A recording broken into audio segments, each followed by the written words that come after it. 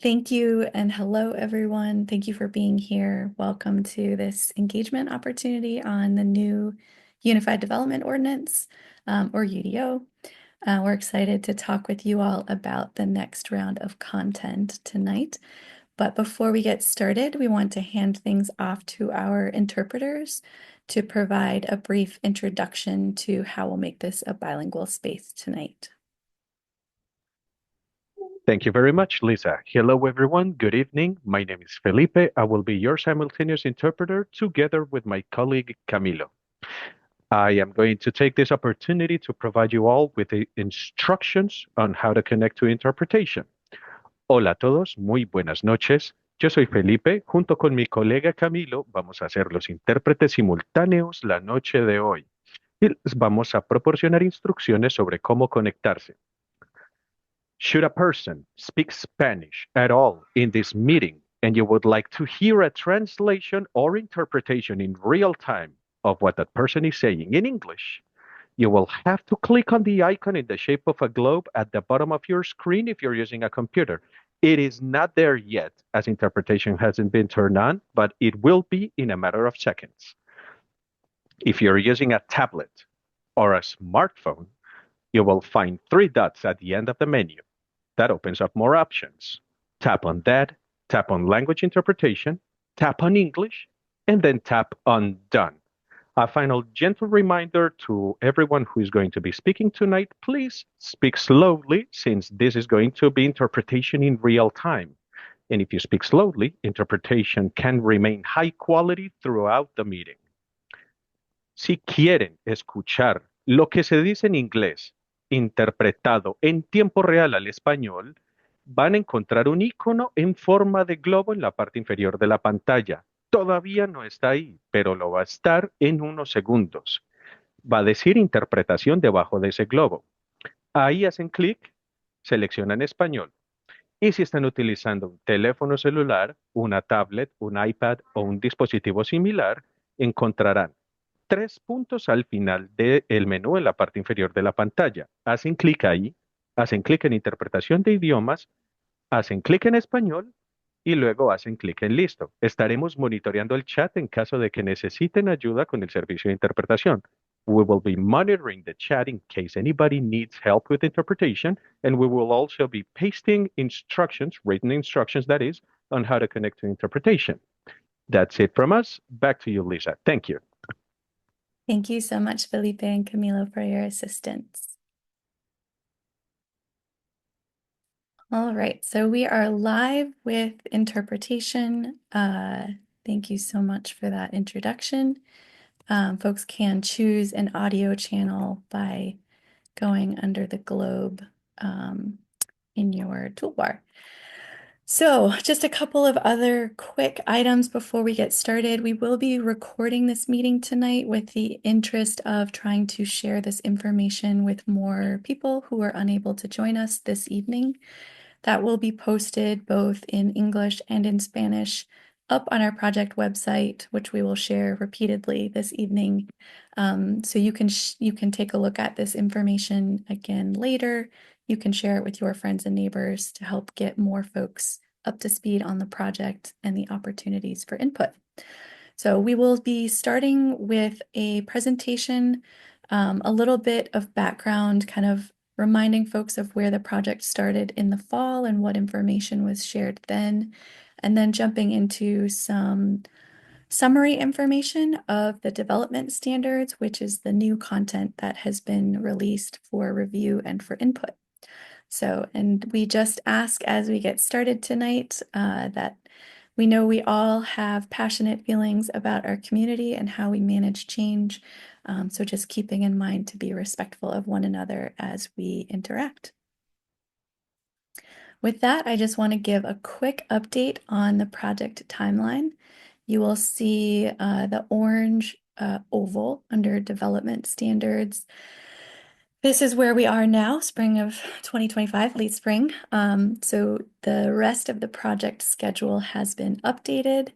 Basically, each of the following seasons, we will have a new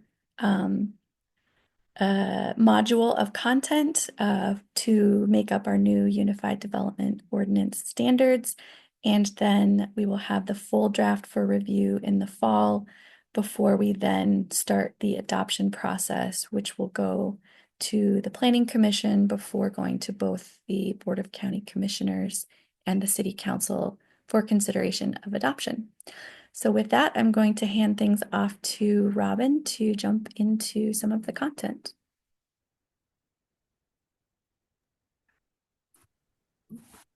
Perfect. It's great to be here with y'all tonight. I'm going to start off with the content, as Lisa said. My name is Robin. Sorry, it's been a minute since I've done a virtual meeting. So, as Lisa said, we're going to start off with a bit of a refresher from the first module, just because we know that there might be some new folks joining us. First, we want to talk about what the role of the UDO is. So beginning with that, I actually want to start talking about the comprehensive plan, which is the community vision for what we want Durham to look like. This was recently adopted in October of 2023 after 4 years of engagement with the community. It's a high-level document, and it denotes how we want to manage growth and development over the next 5, 10, 20 years. A little bit more on the process of creation was that staff collaborated with community members and city and county staff partners throughout 2019 to 2023 and led the effort to create a new comp plan and really specifically work towards equitable engagement and outcomes during that process, which really meant reaching communities that have been left out of past planning processes and that have been harmed by past planning policies. It also included working extensively with engagement ambassadors, which is a program that we're also running for this, the new UDO project. And those are community members who are better able to engage with their own communities that have been underrepresented. So the engagement data from those efforts during the comp plan were incorporated into the new plan, starting with what we heard through those engagement ambassadors. And as a result of that work, the 2023 comp plan describes our community's vision for Durham going forward that is really focused on equitable outcomes, particularly ensuring that the vision represents the needs and priorities of residents who have not really had a say in the past. But ultimately, the comp plan is not a regulatory document. It's not the actual rules, right? It is a visionary document that says how we want to grow. So the UDO is the actual rules, right? And so the UDO is the set of rules and regulations that control the development of buildings and land in Durham. Essentially, it is the actual law that you must follow when you are trying to build, right? And so as we start to try and implement the comprehensive plan, there are over 30 specific actions within the comp plan that say to review and revise the UDO as part of implementing the vision in the comp plan, including a specific action to, quote, review and revise the UDO to develop zoning districts that correspond with the description and intended outcomes of the place types. So all of which is to say that we engaged for 4 years, we got a comprehensive plan that we're really proud of. Now we are trying to write the UDO in such a way that it matches those goals from the comprehensive plan, and therefore the result is development projects that match that vision. So I did want to talk a little bit about what the UDO does and doesn't do, right? I know that this can get a little complicated really quickly. So the first thing that it does is it codifies administrative procedures, which is essentially that it tells us what we can and can't do, right? So it outlines application and permit types, what the process for those are, how we do public notices, the responsibilities and authorities of the different boards, planning commission, all that sort of fun stuff. And then also how we enforce the rules, right? So the sort of things that we use every day, the sort of back end of the UDO. The other part of the UDO is that it codifies development standards. And essentially what this means is it's all of like the fun stuff that we really think about when we think about zoning, right? So we think about zoning districts, which are organized. You think about, sorry, a zoning map, which is organized by the different zoning districts, covers things like land use, what you can do with a property, the building size, the site design, open space, density, all that sort of fun stuff that we really think about when we think about development, right? So what can you do and how can you do it? What doesn't the UDO regulate? Well, first of all, it does not regulate things that are contained elsewhere, such as the building code. So the UDO more specifically focuses on, what you can build. The building code is how you can build it, right? And those two things are different because we have building inspectors that are trained and know electrical and HVAC, and that is something that I would say very few planners know, right? So we also don't do the minimum housing code, and we don't do the stormwater code. Those are both housed elsewhere and reviewed by others. We also can't regulate architectural design elements for anything that is built underneath the North Carolina Residential Building Code, which was recently updated to include essentially anything which is 4 units or less. So a single family home, a duplex, a triplex, or a quadplex. Any of those things we can't put architectural design elements on unless the property owner voluntarily consents. And the last, which is maybe the biggest one, is that we cannot regulate the cost of housing. We all know that affordable housing is a big need in our community. We do not have the authority to require it. So as part of this process within the UDO, we're really trying to think about how do we incentivize this? How do we make it so that we still get these units since we cannot require them? So zoning, what type of rules are in the UDO? What does zoning do, right? It does actually regulate a lot of different things, some of which are, the lot size, the shape of the lot, building placement and size, doors, entries, uses, intensities, other site features for things like parking, landscape, access, open space, essentially providing the rules for how things like how tall and wide buildings can be, building placement, what types of homes, all that sort of fun stuff. That is the zoning code, right? So when we're really thinking about the new UDO, we're really thinking, how do we implement the comp plan? And so some of those things are going to be housing choice and affordability, right? So we're trying to allow for a mix of housing types. We're really thinking about the built environment, really thinking about transit-oriented and pedestrian-friendly development while preserving Durham's character. We're thinking about recreation and open space, tree canopy, sustainable development. We're really thinking about the zoning districts and aligning those with the place types that were adopted in the comp plan. And if you've been watching council lately, you've probably heard concentrating growth within the UGB, right? Within the urban growth boundary. So how do we grow up and in and not keep sprawling out? And then one of the other sort of major goals for the new UDO is thinking about how it functions as a document, right? So how is it organized and is it usable? So we really wanted to expand the use of graphics, remove things like development tiers, really try to consolidate zoning districts, really make it so that anyone can use this document, putting more of an emphasis on form so that folks know what to expect from a new development because the rules will be clear and illustrated, and less of an emphasis on things like density, which is sometimes hard to picture in our minds. So how are we actually going to implement the comprehensive plan? Right. So some of the major things that we actually heard during the comp plan are going to be things, probably really unsurprisingly, housing affordability, 15-minute communities and expanding transit, environmental protection, sustainability, decreasing sprawl, creating jobs and, job growth, and, trying to meet those public space and recreation goals at the same time. Right. And so how do we take all of those things that we learned from this engagement over those 4 years and turn it into the actual rules? It's actually harder than you think because sometimes these goals do conflict with one another. So for instance, we really have to think about trade-offs. Land is a limited resource. We literally cannot make more of it. So every development is technically a trade-off. And by that, I mean, every single parcel with housing on it could have been a forest patch and or tree coverage. However, we know that we want housing in a community. This is a trade-off, right? Things like low density increase land prices. And if we know that housing affordability is a huge want from residents, then we need to consider that limiting the amount of density could cause an increase in price.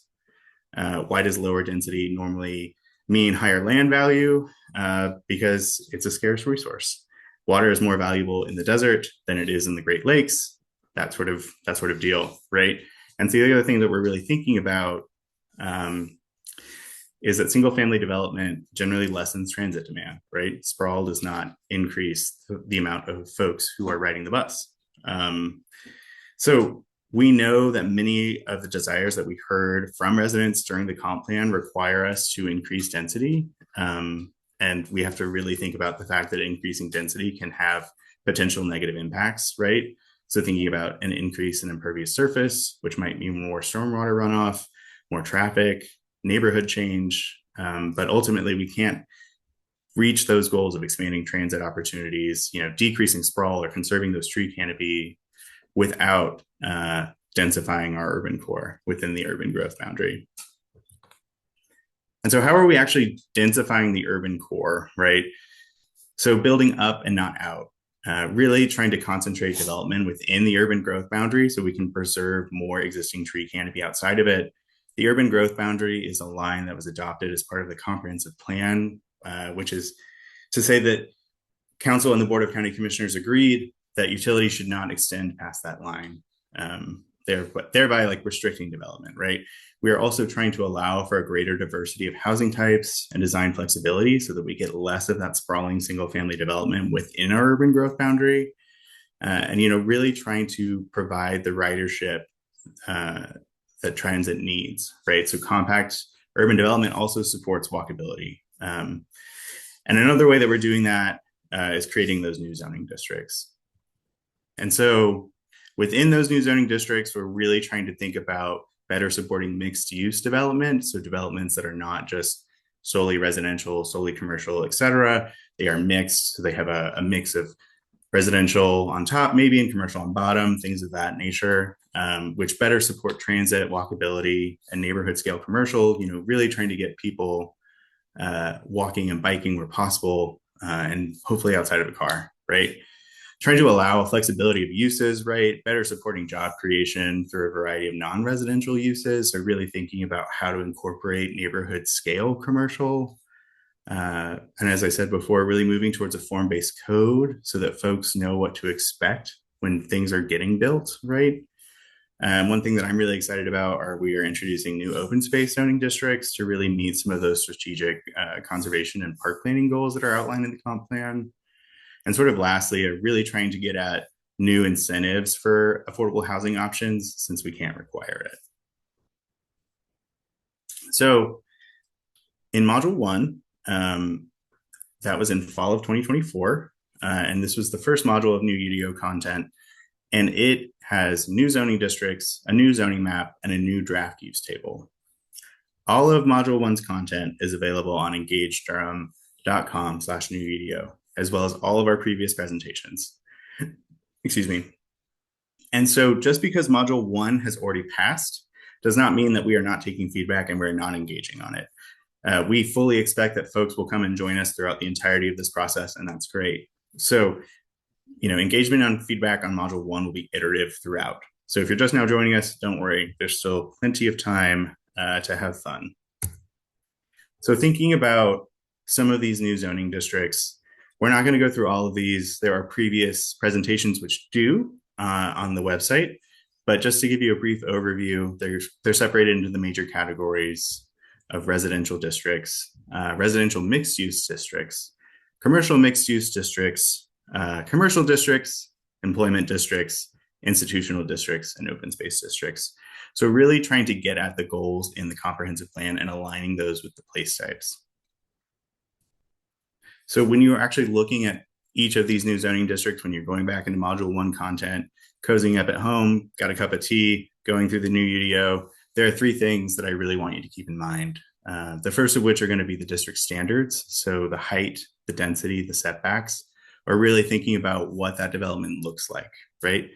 The second is going to be the use table. So what is actually allowed to be there? And is that something that we think is appropriate? And the third is showing how each parcel is zoned. So looking at that new zoning map. And so the last thing is like, where is it? So what does it look like? What can they do there? And is that location appropriate? I'm throwing a lot of homework at you, but I promise it's going to be really fun. Maybe. And so as part of this, staff developed this really cool tool. It's a zoning comparison viewer. It's on our website. And essentially the way that it functions is that this is a slider. And on the left, you're going to have our existing zoning districts. On the right, you're going to have the new zoning districts. So you can see each an individual parcel, and the existing and the new zoning districts. And if you see right there in the top corner, it says comment. You can literally leave comments specific to individual properties about what you think the zoning should be. So I also wanted to give a brief overview of the use table. This is what I was talking about earlier about what can you do and where, right? And so you'll see at the top, it has the overarching zoning categories that we talked about before, right? So residential mixed use, commercial. It does keep going on, but it really takes up the whole screen. So I just give you a snippet right here. I think the most important things to think about are that if something has a P, that means it's permitted. An L means that you can do it, but it might have an extra standard. So for instance, you might have an extra buffer or some other requirement to help make sure that that use is compatible with surrounding uses. Anything with a dash is going to be not permitted. And sort of lastly, anything with that M is going to be a special use permit, which has to go before the Board of Adjustment to ensure that it's compatible with the surrounding area. And so if you're just now joining us, obviously there's a lot in Module 1. I did just want to point out that we have these things called Code Connects. And so these are meetings that are provided by our consultants. We did record them, and they go through all of the content, including a new one, which is Code Connect number 4. And this is actually going through all of the content from Code Studio within the development standards, which is what we're covering tonight. So they're also available in English and Spanish, and I think they're a great resource. And so, like I said before, Module 1 was released in the fall of 2024. We've made some initial changes. Please do not think that this is the end of changes, right? We are still taking feedback. We are still engaging. We are still making shifts. But two of the major ones that we've made so far, we've expanded agricultural uses throughout the new zoning districts, and we've also zoned more land to allow for these uses as well. We got a lot of feedback regarding the first round of mapping that really showed that we were inadvertently restricting agricultural uses, which is definitely not in alignment with the comprehensive plan. So we took steps to work on that. We've also been working more specifically with the Farmland Protection Advisory Board as we make those shifts, and more on coming. And the second sort of major shift, we've been making some mapping changes, more specifically that allow more density along transit routes and put less intense districts next to residential parcels. So really trying to think more about compatibility and trying to prioritize density where it makes the most sense. And so with that, I'm actually going to pass it off to Bo, who is going to walk us through Module 2.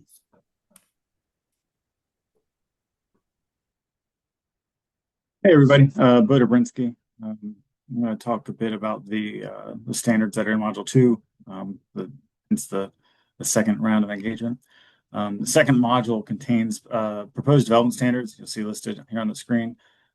Things like lighting, landscaping, pedestrian connectivity, vehicular access and parking, and much more, many other performance standards. This presentation is not going to be able to go over all of the details of all of these standards, but we will be highlighting all of the significant changes from the current ordinance that are being proposed with this new draft. And we'll also highlight what we continue to work on with our consultant. So as we move forward to expanding form-based code throughout the city and county, our jurisdiction, we're instituting new requirements for pedestrian access to the sidewalk. These standards become especially important as we continue to require the placement of buildings closer to the sidewalk. There's 3 pedestrian access requirements that you'll see. There's type 1, which is a direct pedestrian walkway that must connect to the street-facing entrance of the public sidewalk. This type of pedestrian access requirement will be in our transit opportunity areas and our design districts, such as downtown or the 9th Street area. The second type of pedestrian access requirement is for our more urban residential zoning districts and for civic uses like a community center or a place of worship. This grouped pedestrian walkway must be provided every 100 feet along the street frontage. And then the third type is a requirement that would apply to our commercial and industrial districts, explicitly stating that a connection is required to the current language is a bit ambiguous. All these requirements are intended to reduce the amount of time that pedestrians spend in auto-oriented areas like parking lots or driveways. And this is the intention of providing a much more welcome and safe path for pedestrians.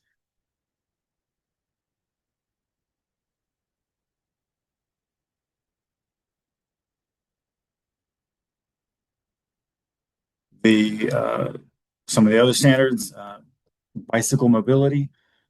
So many of the bicycle design standards or bike parking standards are remaining the same. There will still be a requirement for short-term and long-term spaces, depending on those land use. There will still be requirements for the design of the bike parking or bike racks that are required, as well as the location and particular amenities. There are new standards for the inclusion of transit access and design standards for the transit stops themselves. The current ordinance lacks any standards for transit improvements or the access to these bus stop locations.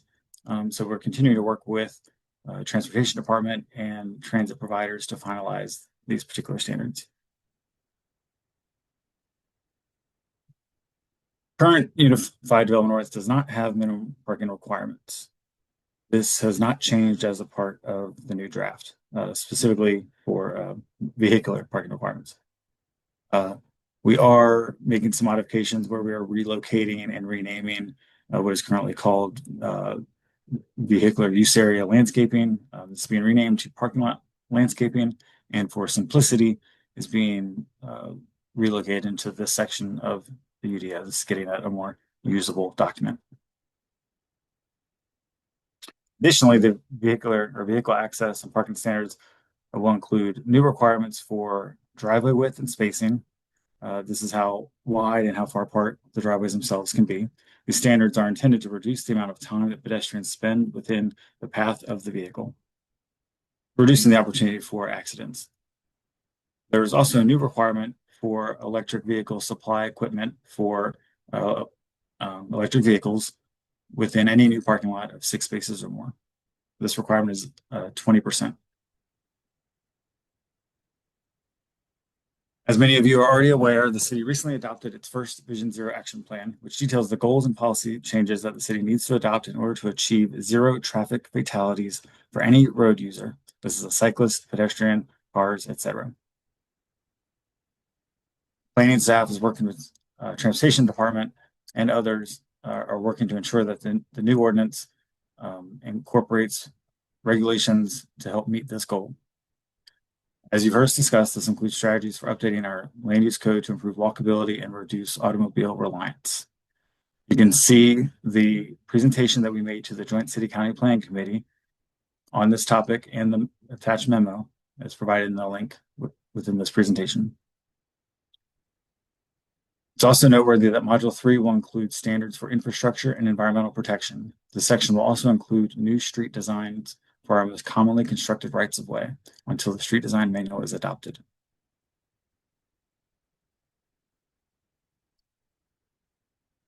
Some other major changes with this proposed ordinance is transitions and screenings.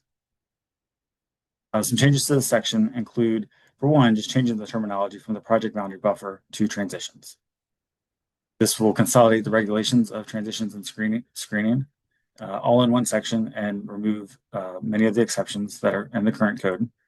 The transitions will have a 3-tiered scale of low, moderate, and high. Our current ordinance has requirements by opacity, which is oftentimes confusing or difficult to define when communicating with both developers and residents alike. This new ordinance, or the proposed new ordinance, incorporates new requirements for structures to have an upper story step back, depending on the transition. These stepbacks require that the upper story of a taller building to be set back further than the lower levels in order to better provide a visual transition and allow more light to reach the street level. This ordinance does differentiate between the transitions along common lot lines and frontage screens along streets and right-of-way. This clarity will help provide more appropriate transitions.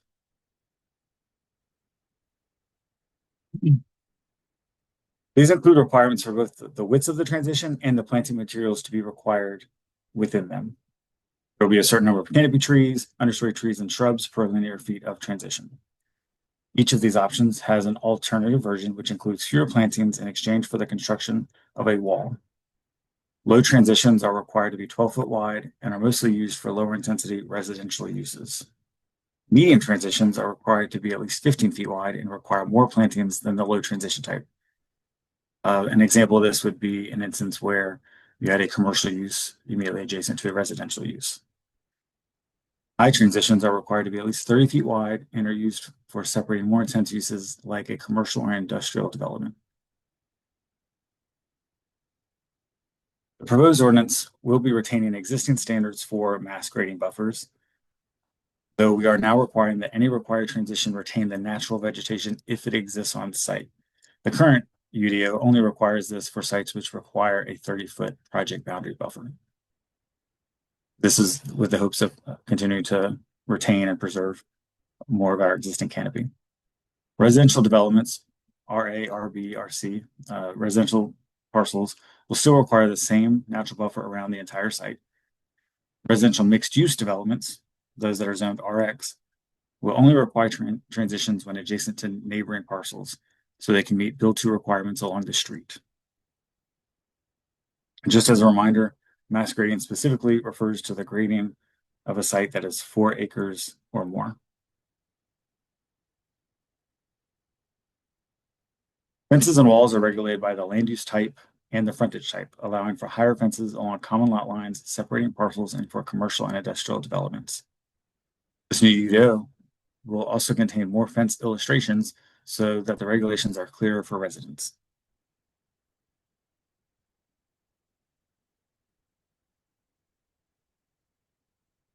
We've also heard a lot of resident input regarding retaining walls.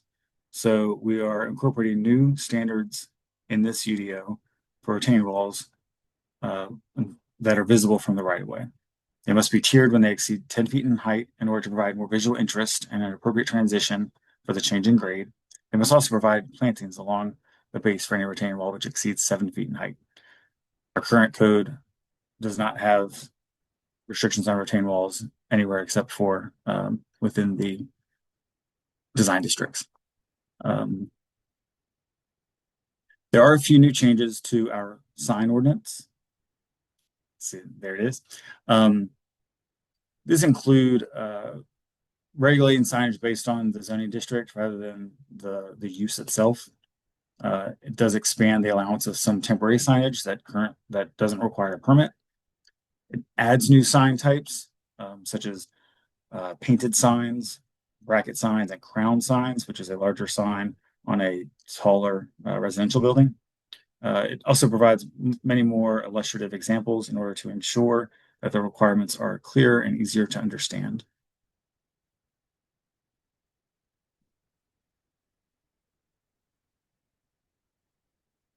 In regards to the landscaping section, most of these standards are similar to the existing ordinance. We are going to continue to work with our consultant to incorporate some language that further incentivize native plantings to meet biodiversity goals, and also to coordinate with the upcoming update to the Durham Landscape Manual. We'll also be developing new light standards for single-family residential lots, as currently there are no standards for single-family lots. We also will be working with stakeholder groups to update all lighting practices to meet best management practices for bird-friendly design in regards to lighting standards. We've been coordinating with relevant stakeholder groups to update cemetery survey requirements to better protect existing cemeteries.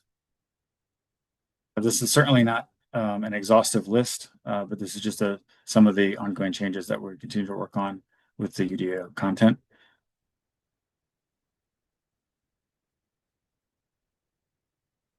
Here we'll show some illustrative examples of these development standards and how we expect them to play out.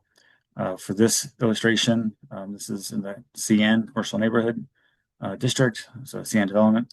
And we wanted to show what a development in this district may look like. You see that the call outs that are just listing a specific development standard. For example, parking lot landscaping.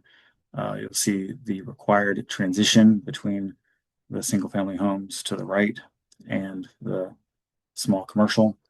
You'll see the driveway aisle widths and streetscape requirements, and then of course the lighting that would be required to be provided. And in this example, we're looking at the CX8 district. This is, as noted, the district or one of the districts that would be proposed to be in a transit opportunity area or town district, our current downtown district. For this illustration, we're showing what this mixed-use development may look like. You'll see we may have commercial on the ground level with upper story residential or office or other uses. The building is required to be placed along the street frontage, and there's a requirement for additional street amenities, such as the street trees, as you see, and streetscape, a wider sidewalk. The mixed-use developments are intended to better support transit services and overall walkability, with the emphasis on smaller drive aisles and larger sidewalks. This will create a more walkable and transit-friendly neighborhood.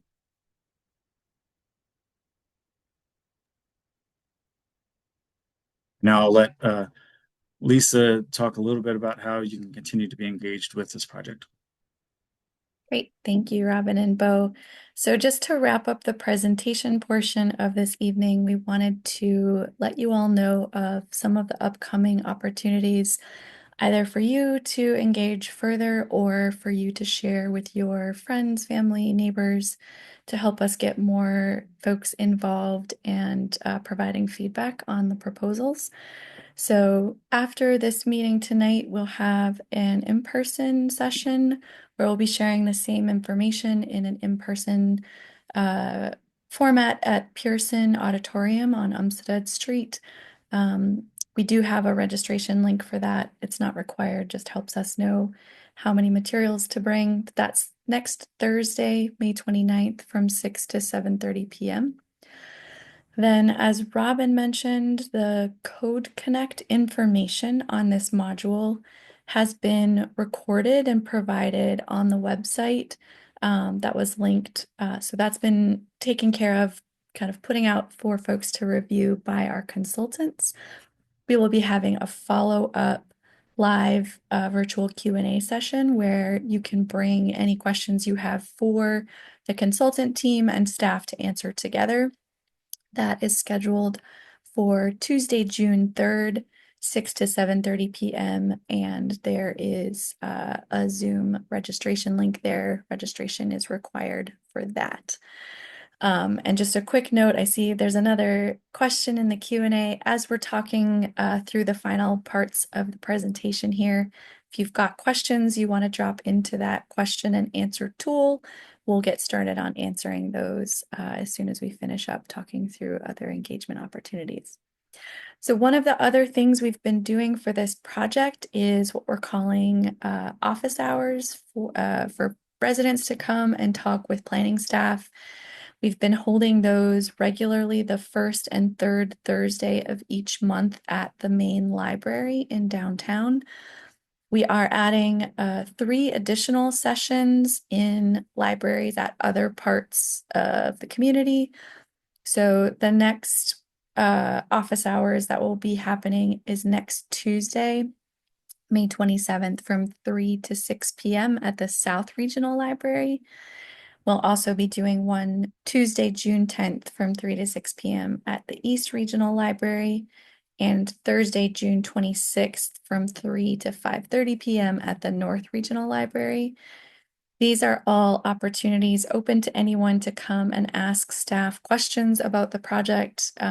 So if you or folks you know are interested in learning more or getting into some of the details about how the proposed regulations might impact you or a property you're concerned about, this is a great place to bring those questions. In addition, we've got information up on the website that provides opportunity for folks to give input digitally. So we've mentioned and we'll post a link here for the engagement materials page. This is just one page you can go to that has links to the draft content, the information about upcoming engagement and office hours sessions, recordings that are related to this, as well as online engagement options. But specifically, we wanted to call your attention to, besides the Code Connect, we do have a digital survey up that tries to provide a brief summary of different types of development standards that are proposed, followed by a couple of questions, so that if folks haven't had a chance to sit through an entire presentation or really dig into things, they can get a feel for what's included in the standards and give some feedback. So that is open for input. We'll have a Spanish version of that up next week. And we also continue to have, as was mentioned earlier in the presentation, the mapping tool where you can both look at how the existing zoning and place types compare to the proposed zoning, but also use the tool to add comments to a specific location on the map. If you've got feedback about this work that's location specific, that's a great place to add that content. So with that, we wanted to make sure that you all have the project website, engagedurham.com/new UDO, has all of the information on it for the project. You also are welcome to send questions to newyudo@durhamnc.gov so we can get the appropriate staff to respond to any specific questions that you have about the project. Also, in the upper left-hand corner here, the QR code is a direct link to the engagement materials page that I just shared in the chat. So we invite you to use all of this information, contact us, come to an engagement session in order to ensure that we are getting your feedback and input on these proposals. So with that, we are going to jump into question and answer time. So let's take a look. Looks like y'all have added some questions. So we had a question about how many people are on the meeting today. So we've got about 25 people on the call. The next question we have is, what does mix mean in the RX and CX zones? And I'm going to let Robin or Bo talk about the specifics for how the a mixed use part comes into play with either the residential focused mixed use or commercial focused mixed use. Yeah, I can speak to that. So they don't actually right now require a mix of uses. As you probably know, mixed use development is really hard to get. I don't know. It's like a mixture of like the cost of, the construction and the financing and everything else. So they're mostly different in terms of like the uses that are allowed, right? And then also the amount of height. And so really trying to think about the appropriate placement. But right now, they don't have a required mix of both residential and commercial. We just want to encourage it wherever possible, since the real estate market isn't really giving it to us very freely, right? So we're trying to encourage it where possible, since we can't require it. Thank you, Robin. And folks, if you do have follow-up questions, feel free to drop those into the Q&A as well. So our next question says, regarding urban tier parking, will the requirements for the parking pad to the side or rear of the front building line be removed? So again, I'll let either Bo or Robin tackle this, but one reminder, the tier system, the development tiers, which the urban tier is one of, were removed with the comprehensive plan. So the new UDO will be removing any references to development tiers. Yeah, Lisa, thanks. Yeah, there is no urban tier. We've gone away from sort of that concentric model. The parking requirement that I think you're speaking of limits what can be in between the house, the primary structure, and the right of way. There are similar requirements being proposed as a part of the residential districts. Those are listed in the district standards themselves. That was as a part of the first module. And obviously, if you've got suggestions on ways to accommodate those concerns, please share that feedback. Thank you, Bo. The next question, so it wasn't clear in the verbal presentation what Vision Zero addresses. Kindly say more. Maybe if you want to answer that one, Robin. Yes. So Vision Zero is essentially a strategy, and it's a global strategy. So there are multiple cities that have it, and it is a strategy to reduce all traffic deaths, whether that be pedestrian, bicyclists, cars, etc., within the city limits. And so it has a multitude of strategies in it. The Vision Zero Action Plan was adopted in April of 2025. Yeah, so last month. It's really incredible. I highly recommend it. Lauren Grove is our Vision Zero coordinator, and she made a really incredible document that has a bunch of specific recommendations, some of which are adopting a lower citywide speed limit, really thinking about limiting one-way streets or thinking about how to design them differently, right? Updating our land use code. So doing some of those things that we talked about earlier in terms of putting more density along transit routes, things of that nature. It's really a plan that is both a public health strategy to facilitate the transit environment so that more people are able to travel longer and have way fewer opportunities for any sort of accident. And thank you to Lisa for putting the Vision Zero Action Plan in the chat. Thank you, Robin. So the next item here is a statement, but we'll share that it's definitely connected to the Vision Zero plan and that approach. So increased density will mean more traffic and inevitably more accidents and greater difficulty getting around. If Durham was built with mass transit in mind, that would be okay, but it wasn't. Increased density won't lower housing prices, except insofar as it makes Durham a less desirable place to live. Thank you for sharing that feedback. Definitely, there are shifts that we're trying to make to be more transit oriented, to make sure that we are prioritizing the safety of people who are not in motor vehicles. And so this is definitely important to keep at the forefront as we're doing that. The next question we have is, will the SCAD, so, oh gosh, Bo and Robin, remind me what the acronym means again. Simplifying code. You got it. Simplifying codes for affordable development. So that SCAD is the acronym for that. So the question is, will the SCAD exceptions for buffers in transitions between residential and non-residential uses, now screening, survive to the new UDO? I'll try and tackle that, and then Bo can correct me if I get it wrong. So I know that one of the things that SCAD did was it removed the requirements for two properties which are in an upper level category to have to provide the buffer, right? So if it was multifamily residential versus single family residential or something along those lines, it was residential to residential, or between two different residential zones like RS10 and RS20, it said no buffer, those are the same uses.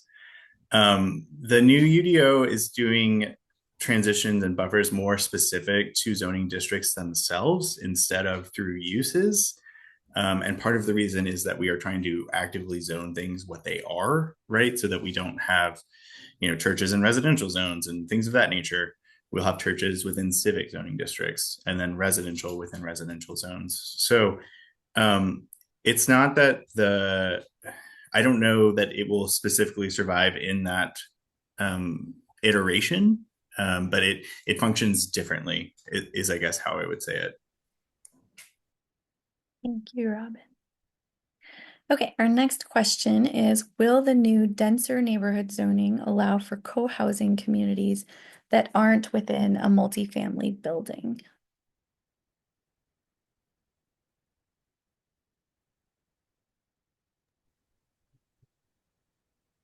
We- We've got a current definition of co-housing in our current code. We have not made any determinations on making any changes to where and how it's currently permitted. We do hope to expand housing types, housing options. We specifically know that whether it be single room occupancy, we know that we need to provide smaller units, as we know that family sizes are gradually being smaller, and of course, households look different for everyone. So yeah, we certainly will be looking at ways to expand that, but that portion of the ordinance hasn't been drafted yet. So yeah, Great, thank you, Bo. Okay, next question is, where will the new code require tree planting in the on the R or residential zones? Okay, so that is still being decided. What we're actually trying to do is incorporate more of the tree coverage requirements that are in a current existing neighborhood protection overlay to the entire zoning district. I will say that the actual landscaping for lot trees, tree coverage requirements, all that sort of fun stuff are going to be within module 3 more specifically. So really thinking about greenfield development and tree preservation, that's going to be module 3. And then general landscaping requirements on our lots, I don't think are really covered in this section of landscaping. I think it's more non-residential and multifamily. Thanks, Robin. Another question is, what will become of the existing D plans or development plans in the new Unified Development Ordinance? yeah, that's a great question. Many of the existing development plans, as some of you may be aware, we've had what is called a development plan zoning provision in Durham for well over 40 years, and this is it's a version or it's very similar to a conditional use district. And so we see many rezonings that the development is able to commit to particular additional requirements. The proposed UDO and rezoning would change these development plan districts to the new districts as currently proposed. We do recognize that as we write and as we look into our administrative sections, which will be the final module, and sort of the translation from current districts or current existing development to today, we'll need to look at whether you propose rezoning all of them, if there's any sort of grandfathering from 1 year prior, 5 years, 10 years, 20 years, whatever that is. But we haven't gotten to that section of the ordinance. So we certainly appreciate all feedback or concerns on that topic. But we do know that we have a lot of existing development plans, and many of them recently adopted as development has been so consistent last 5-10 years. Next question, will the new UDO zones take into account existing traffic issues? Many areas do not have sidewalks or bike paths or public transit.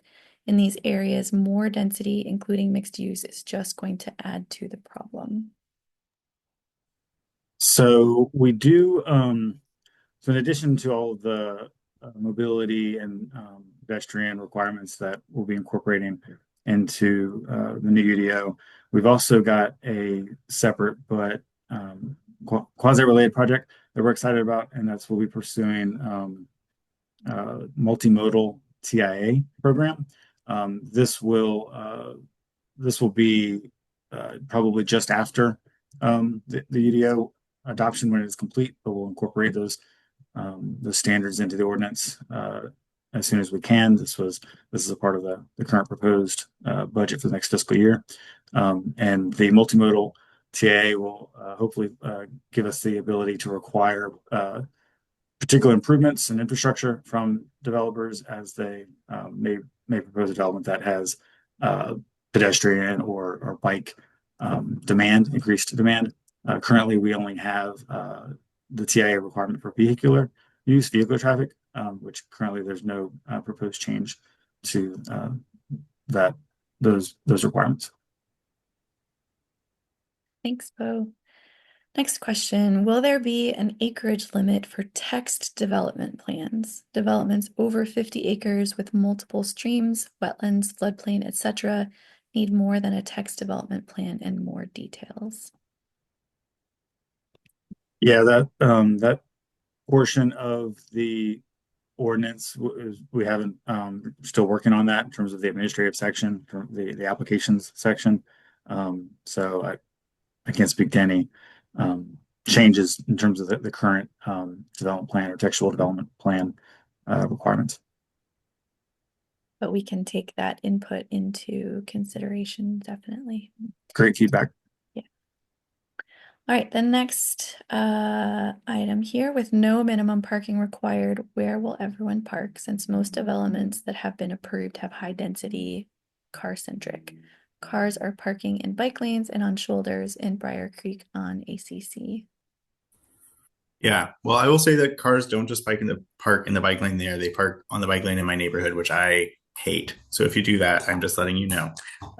But yes, so the thing about not having minimum parking standards is that we haven't seen that many large developments. I don't think we've seen any large developments proposed without parking.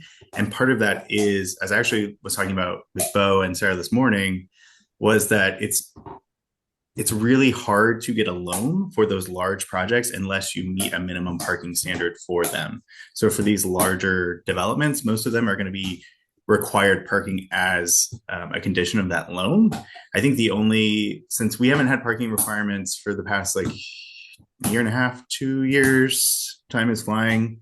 But I think we haven't seen that many projects that don't have parking except for smaller infill projects. Is that right, Bo? Yeah. Don't park in the bike lanes, please. Please don't. It's very dangerous for bicyclists. All right, next item here. SCAD exempts buffers from non-residential uses that are 20,000 square feet or less, no matter how many such uses are lined up next to each other. Okay, so this is a follow-up on the earlier question about whether that provision might be retained within the new regulations. So the provision that Mr. Miller is referencing is also about the applicability of site plans, and it's a process application exemption. And again, I mean, that's a part of the portion of the ordinance that we've just begun working on, to be honest, in terms of any sort of modifications to those first few chapters of the current code. And just to add to that, so later this summer, we anticipate publishing and doing engagement on the Module 3 standards, which include subdivision standards. So what rules come into play when you're dividing property into different pieces of property or smaller pieces of property, as well as things like infrastructure and tree coverage, I believe. And then when the full draft of the plan is released, that will incorporate the administrative sections of the code that are kind of the process-oriented things that live at the front of the UDO currently. So just those are coming up, and there'll be opportunities to provide feedback on those as well. So our next question is explain RD zoning. It appears there are 3 types. And then additionally, what does it mean for RR neighborhoods moving into RD? Yeah, so RD is, hey, Benina, it is one zoning district, you are correct, and there are 3 types. And the reason that there are 3 types is because we can't require those architectural design elements, right? And we can't require affordable housing. So the way that it functions is that you have a base, which is a lot of 5,000 square feet with one house and an ADU or a duplex, which is pretty similar to today's code. However, if you provide smaller units, more compact units, you get a density increase. However, you then are subject to architectural or some sort of site design requirements that give us more ability to take or to give direction on how we actually densify and what it looks like. And as I said before in the earlier in the presentation, we're actually not allowed to require those, but since it's an opt-in, we can, since they are essentially voluntarily consenting to do the smaller units, we can have those additional standards. And then so the RD3 is going to be affordable. So should you provide affordable units at a specific percentage, which we're still calibrating, you then get a higher density, right? So since we can't get at requiring affordable housing or those architectural design elements per the state, really trying to think about different ways to incentivize that behavior, right? And so oftentimes that's in terms of giving units. So RD functions like that. In terms of what it means for RR neighborhoods, I will say in the first draft, there were a lot of RR neighborhoods that transitioned to RD. I do think that a lot of those have actually shifted into the RB. We just moved like 17,000 acres into RB instead, which is a zoning district that has a minimum lot size of 20,000 square feet, partially because it's more appropriate with that style of development.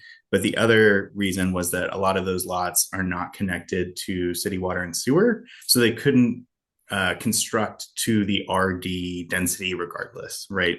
So they were still going to have a septic system and a well, which requires a lot more land area. So a lot of that is shifting into the RB.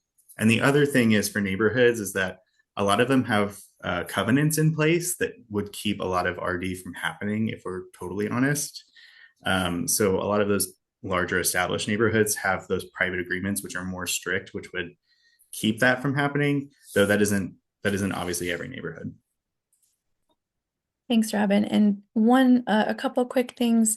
The RD zoning, we are going to have more opportunities for feedback and some more detailed information about with the next module and getting at some of those things like the design requirements that Robin mentioned. So opportunities for feedback on that. As well as just wanted to mention, if you do have concerns about a specific place where RR is existing and RD is proposed, please use that map tool. Let us know so that we can make sure that we're taking a look at each of the places where we're hearing concern. Next question. Did I understand that the transition along roadway in a development can opt out of tree and landscape and provide a fence? How will fencing option encourage tree planting and heat island issues?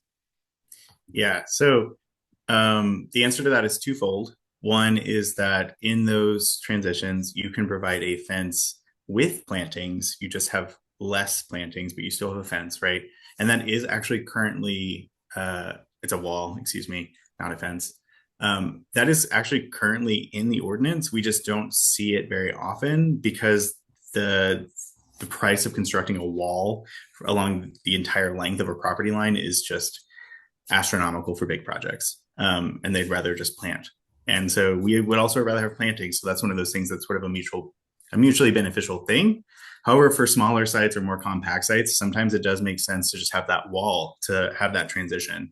And that's where we've seen most of them. So it still exists. It exists in the ordinance today. We rarely get them, but we wanted to just include it because it still exists and we will have it in the future. But I think it's more likely going to happen on smaller infill sites. And that does just reduce the width of the buffer. Plantings are still required, just not to the same width, correct? Yep. Great. Okay, this next is another kind of traffic related comment that I'll read.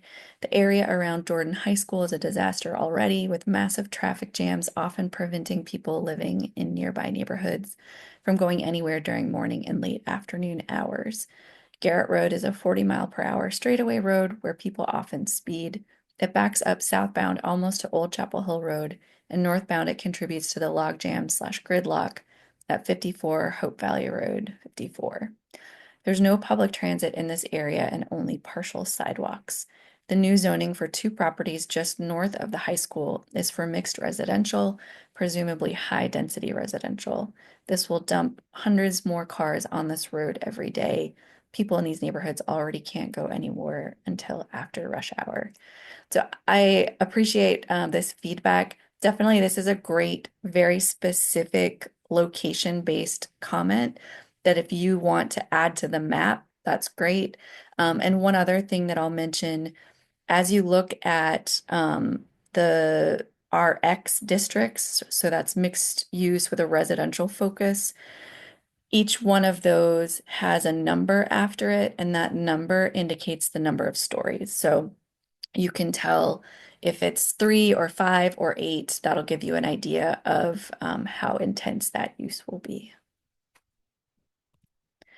Our next question is, why is increased density a good? It seems like you consider it a high priority.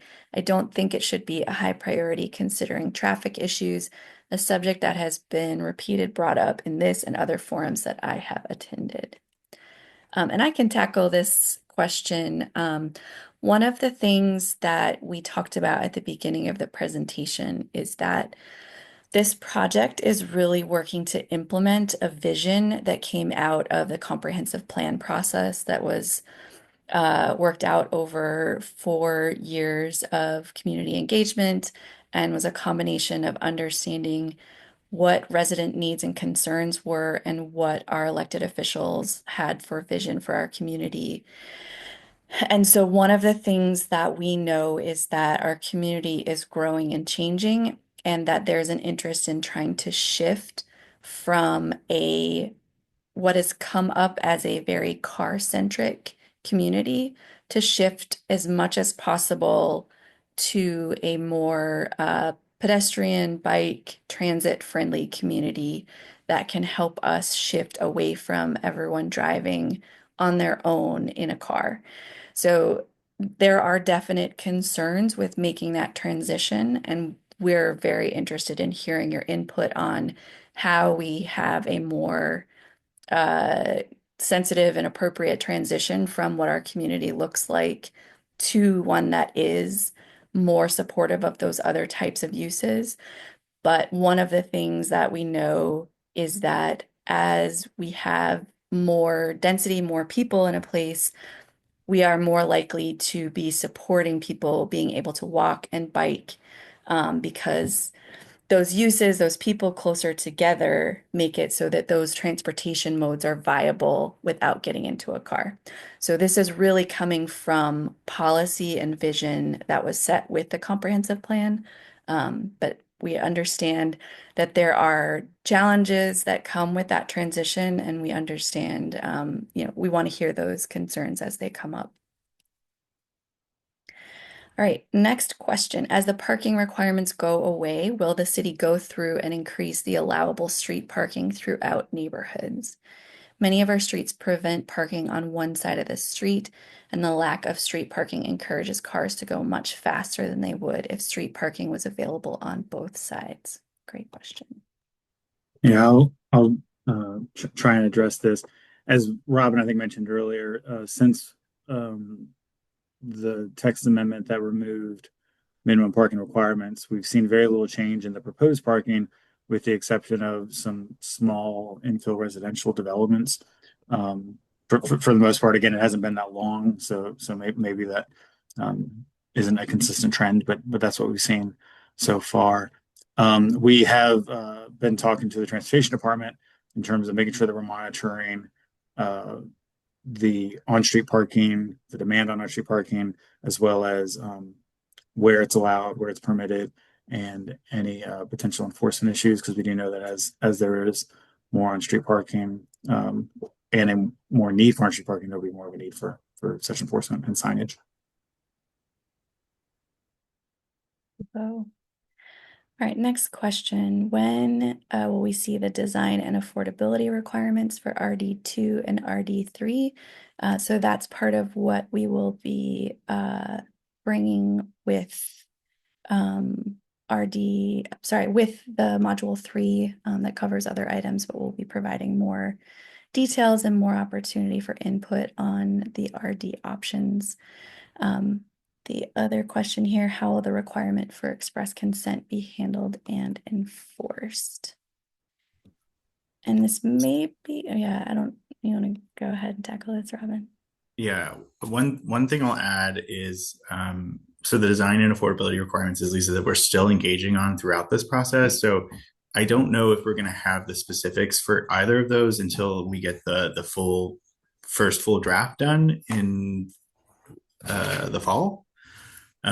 Because we're still trying to figure those out, and we're also still trying to engage on them and hear what people want. As far as the requirement for express consent, if that's in terms of RD2 and 3, right now, since they are voluntary, we don't, that is the express consent. You are voluntarily choosing to do it, because you could always still develop under RD as the base and not do the affordable or the compact option. If you're getting at the state legislation, that is a much more, that's a different answer that I don't know if I have the answer to. Excellent. All right. Well, thank you for all of those great questions, everyone. We've gotten through everything queued up in the question and answer tool. We've got another input here, which I will read in just a moment, but definitely if you all have additional questions you think of, we've still got another few minutes of the meeting, so feel free to drop those in. So this one says, supporting people being able to walk and bike more is a laudable goal that I approve of. And living on the South Side as I do, I've thought about trying to do that very thing. But I do not see how major South Side arteries like MLK, Barbie, and Fayetteville, streets that I use often, can be made to support that, which means that increased density will only lead to greater traffic. Got it. Thank you for sharing that input. And yeah, we do understand that the kind of growing pains as we try to transition to more people-friendly rather than car-oriented spaces have different impacts in different parts of our community. So it's helpful to hear where you have specific concerns.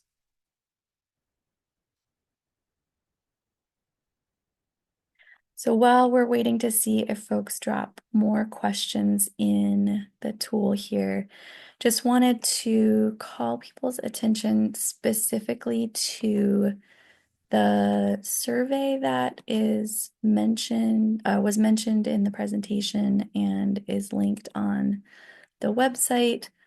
This, as I mentioned, is intended to give people an overview of some of the different requirements. So some of what our policy with the comprehensive plan says about the direction we should be moving, some about how our existing rules compare to what's being proposed, and includes some diagrams pulled out of the code directly to help folks get kind of a feel for what's included, because we know it's a lot. This is a big document overall. But I just wanted to drop that link in the chat, call your attention to it, and ask you to share that opportunity, share the engagement materials page, the upcoming engagement opportunities. We'd really like to hear from other folks in our community and your neighborhoods that you're connected to, because we want to continue to get your input on how to make this better before it's done.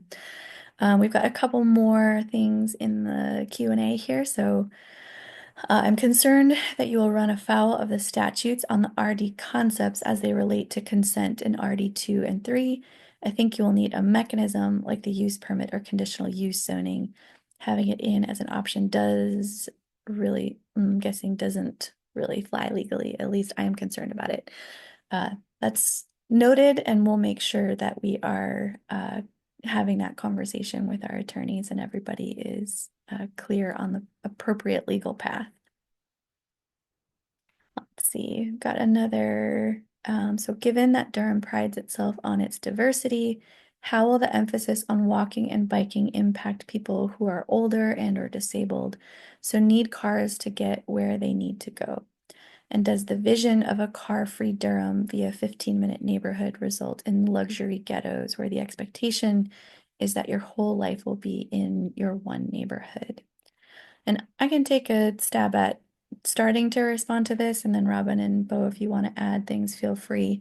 Um, One of the things that I think can be helpful is even though we're talking about trying to make places safer for people walking and biking, what we're really trying to do is make places safer for people when they are not within a car.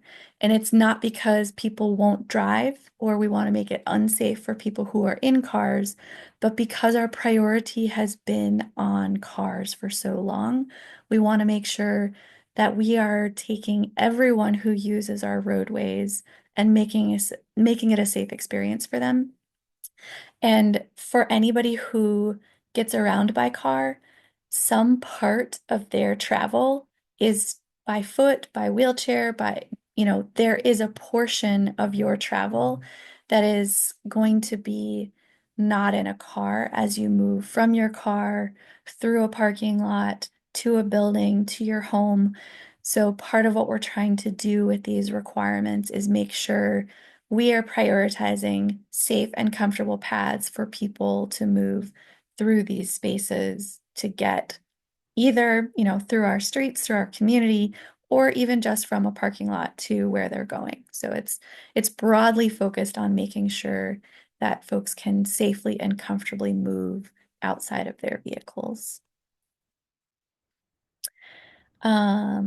So we've got just a clarification, it looks like. So agriculture is allowed in all of the areas RA, RD, etc.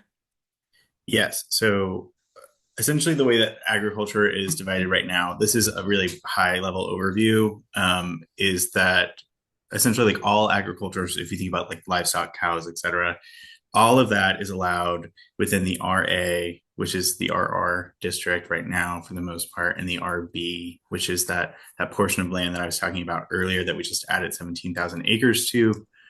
Within RD, you cannot keep livestock, but you can do essentially all of the other agricultural things. So you can't keep cows in your neighborhood, but you can grow crops and all that sort of fun stuff, keep bees, etc. When we changed the zoning analysis, it actually increased the amount of folks who could do that. And we're also still working on making sure that all of the community supported agriculture is allowable as an accessory use, at least in all zoning districts, because there are places like downtown where it may not make sense that a garden is the primary use, but we want to make sure that everyone can do agriculture regardless of zoning district. So to answer your question, yes. However, there is also a JCCPC memo. I think Delphine, that I might have talked to you before. Feel free to reach out to me directly, and we can talk about this. I've definitely been talking to a lot of ag people, and I definitely want to make sure that we're getting it right. So reach out to me directly, and I will get you all looped in. Great, thanks, Robin. All right, we've got another comment here. I always worry that the multi-layered complexity of this stuff works against meaningful input from those who will feel the impacts the most. Very understandable. That's definitely one of the challenges with, there's a lot of things that we talked about with community members in the comprehensive plan process that are, big picture, what are we trying to work towards that are a lot easier to understand and to provide your kind of experience and input into. And when we're working with you know, hundreds of pages of legal document, it gets really dense. So we definitely invite people to come and make use of the office hours. We walk through, specific questions, try to help people understand not just, okay, what applies here, but if there are questions about how all of this stuff works. Um, just trying to make those opportunities where staff has more interaction with folks being able to ask individual questions.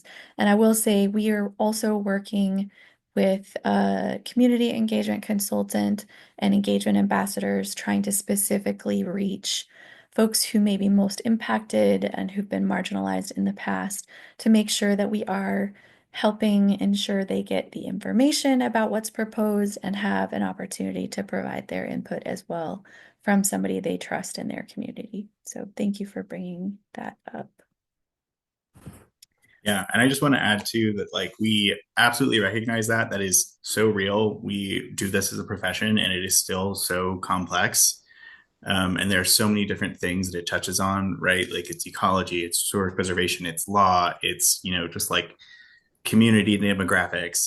There are so many different things. And I did just want to give a shout out to Lisa, who put together a really great survey for the development standards that they mentioned earlier, that quite literally goes through and says, this is what the comp plan says. This is the goal that we heard from interacting with the community for 4 years. Here's what the UDO says now. Here's what we're trying to do instead. And then it says, it has a picture of an illustration to try and make that clearer. And then it says, what do you think about that? And so obviously there's no system that's perfect for getting engagement, and there are all the other options that Lisa mentioned earlier. But I am really stoked on this survey. So I do hope that everyone takes it. And I wanted to give Lisa credit. All right, we've got another kind of additional related to the kind of complexity of this. So please do not draw the conclusion that silence equals consent. Very few people actually engage in what is going on in the city. Even in my own neighborhood, most people know nothing about SCAD, the comprehensive plan, or the UDO. We understand, we know that there is a lot of impact that planning and development has on our community members, and often a disconnect between who is impacted and who has that information. It's a big focus of what our department has been trying to improve on. We always welcome suggestions on how we can improve on our attempts to improve on that. So I invite you I will put my contact information in the chat to please reach out to me if you have additional kind of concerns and questions around that particular aspect. Another comment here, I appreciate Tom Miller's comment on multi-layered complexity. I worry that you'll be trying to increase density in places where increased density won't contribute to mass transit, biking, or walking to commercial areas. Understandable. So that's another great plug for taking a look at the map in places that you frequent in your neighborhood.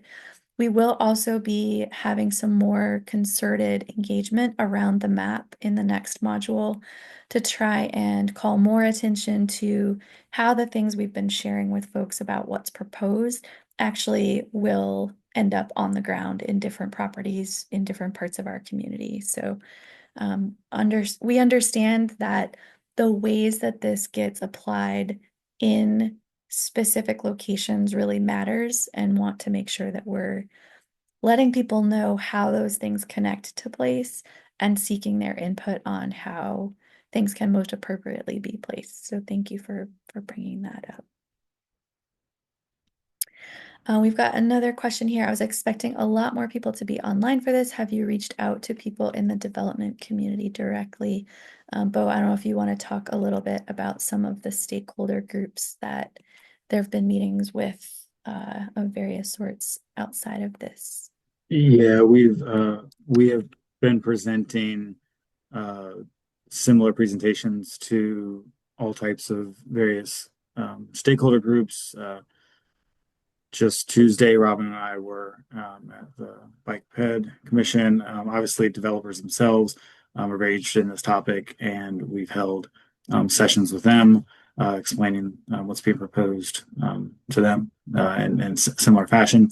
And they've also been providing feedback. We'll be continuing to meet with, honestly, many groups, dozens and dozens. So we really want to get the word out in regards to the number of people being online. Yes, the more the better, and we really want to get the word out. That's why we're doing these events and trying to blast the project out to everyone. Thank you, Bo. All right. Well, we are through all of the question answer that have popped up, and we are at time. So y'all timed this perfectly. Thank you so much for all of your great questions, your input. Please use the links that we've shared. Check out the project website, engagedurham.com/new UDO. Reach out. I just put the email for the project in the chat again, newudo@durhamnc.gov is a great way to get questions answered. Please reach out. Don't be shy. As Robin mentioned, we all are going to have a lot of fun getting through all of this. So help us make sure that we're hearing your concerns and ideas as we're continuing to work through this project. And with that, I will see if Bo or Robin has anything to add. Otherwise, we will conclude for the evening. And thank you all so much for joining us. All right. Everyone have a great evening and thanks again. Take care.